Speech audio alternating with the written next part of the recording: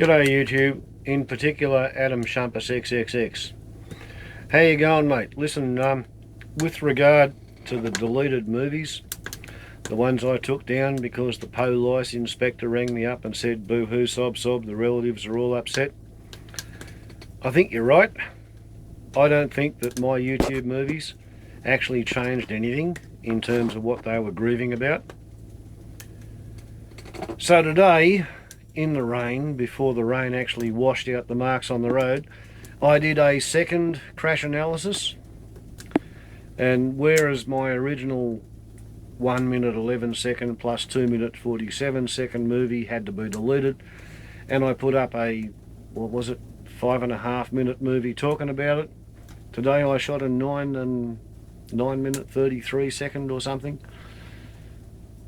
extensive crash analysis explaining why I thought that the first two videos were worth putting up. And today it's 7 days since the fatal accident on Yarraford Road on the New England Highway at Dundee in northern New South Wales. And okay, well, if I'm supposed to be a terribly, horribly insensitive person, and therefore I took the movies down because it was upsetting the relatives, and you've explained to me that I really wasn't changing anything they were grieving over, I'm going to cut the difference between the Inspector of Police saying boo-hoo, sob sob, the relatives want the movies taken down, and you saying the movie should go back up because it's a public safety issue. Public funds were allocated to reconstruct that intersection 2 years ago. The intersection was not reconstructed 1 year ago when the new bitumen was laid.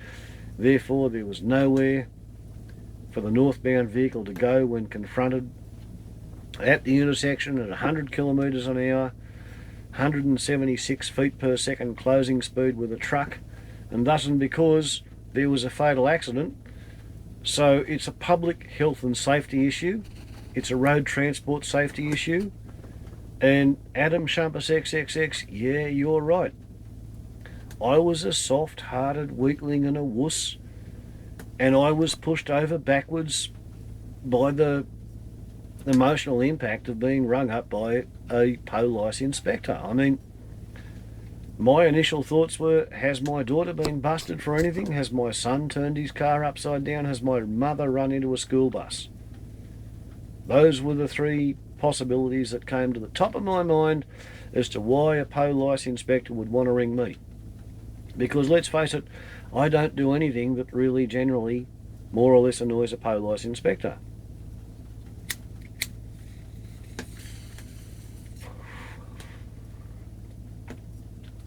Most of the work that the local PoLice inspector has to do with involves domestic violence and housebreaking and theft.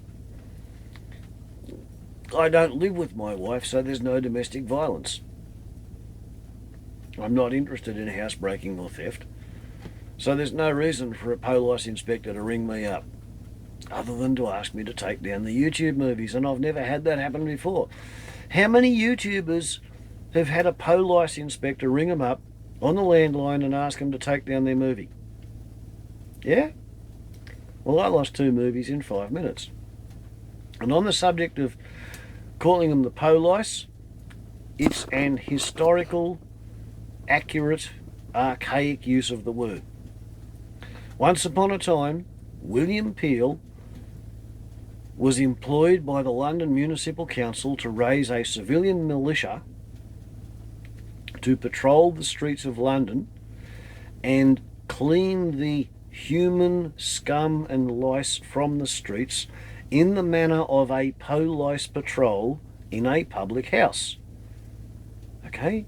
Now, a Po was a ceramic chamber pot kept under the bed before Thomas Crapper invented flush toilets in England.